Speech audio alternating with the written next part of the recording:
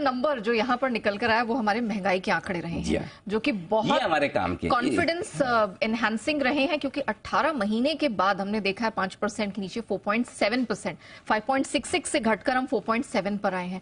तो ये क्लियरली बहुत राहत वाली बात हो जाती है। 100%। और मैं गवर्नर साहब शक्तिकांता दास साहब को बधाई देना चाहता हूं कि इन आंकड़ों का अनुमान उन्होंने पहले से लगाकर इस बार पॉलिसी में जो पोज किया है।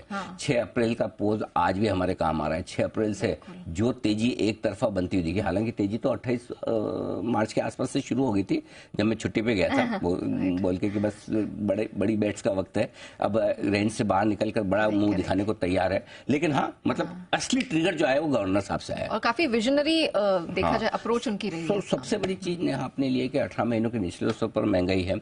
अमेरिका में महंगाई 2 साल के निचले स्तरों पर पहुंच चुकी है, तो महंगाई को लेकर जो दिक्कतें थी वो कम हो रही। नो डाउट आपको हमको सबको पता है कि इसमें बेस इफेक्ट भी है। करेक्ट। पिछले साल जब इसी समय ज्यादा महंगाई दर थी तो उस बेस पर आप गिन रहे हैं तो कम तो होना ही है, लेकिन उम्मीद से तो कम हो रही है ना। 4.5% के आसपास आना रिलीफ वाली बात है। सो आई थिंक इनके दम पर आप 100% कॉन्फिडेंट रहेंगे कि पोज तो रहेगी ब्याज दरों में।